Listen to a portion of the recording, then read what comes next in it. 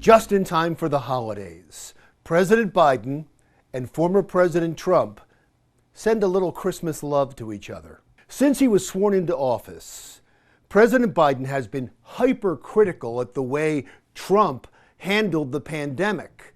Now, out of nowhere, he's giving him credit for producing the vaccine. Let me be clear. Thanks to the prior administration and our scientific community, America is one of the first countries to get the vaccine.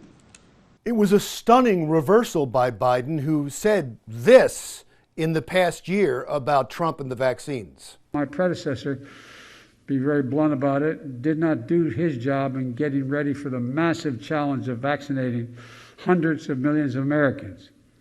He didn't order enough vaccines. Even Donald Trump was surprised. How do I know? Because he told Fox News that he was surprised, and he said Biden did something very good and it will help heal the country. I'm not so sure about that. No question, it was a complete change of strategy by the Biden White House to try to woo the unvaccinated to finally get a jab. As it turns out, insulting the unvaccinated, like he has been doing the last few months, doesn't work. So now he's saying please. Let me say again and again and again and again, please get vaccinated. For the record, that's the first time he said please. He didn't ask over and over again like that. But here's why it's not going to matter that suddenly he's talking nicely and asking nicely, and he's even saying nice things about Donald Trump. You see, the unvaccinated don't care. They even booed Donald Trump himself when he recently said he got a booster shot. Both the president and I are vaxxed, and did you get the booster? Yes. I got it too. Okay, so... No.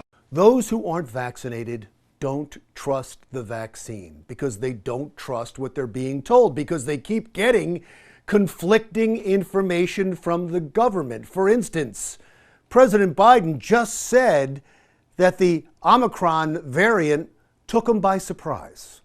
The Omicron virus spread even more rapidly than anybody thought. If I had told you 4 weeks ago that this would spread by a day-to-day basis, it would spread by 50, 100%, 200%, 500%. I think you would have looked at me and said, Biden, what are you drinking? But that's what it did.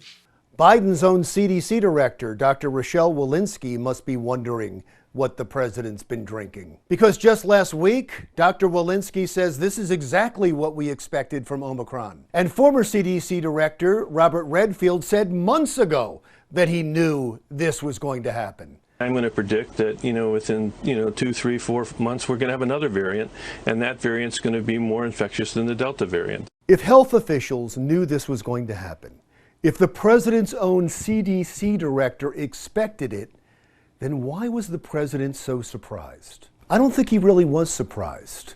I think he just had to act surprised, because that can be the only excuse for being in office for almost a year and not having enough tests for Americans. Lines for testing growing even longer today. We're hearing of wait times of 3 hours or more as we get one day closer to Christmas. That was the scene in Washington, D.C., but it's the same in New York and Los Angeles and Boston and Arizona, all across the country. And that's why the president had this news conference in the first place, to announce that the government is making 500 million home tests available that'll be sent to your home upon request. That's why the president had to act surprised, but it didn't work. On testing, sir, you said we have to do better, but public health officials have been saying for months you need to surge rapid tests for just this moment. Is it a failure that you don't have an adequate amount of tests for everyone to be able to get one if they need one right now?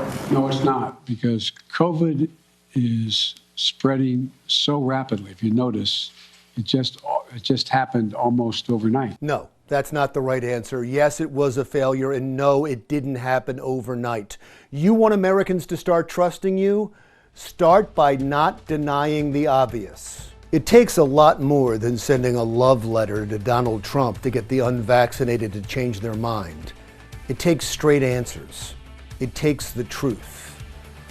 That's what we all want for Christmas. I'm Larry Mendte. Talk again soon.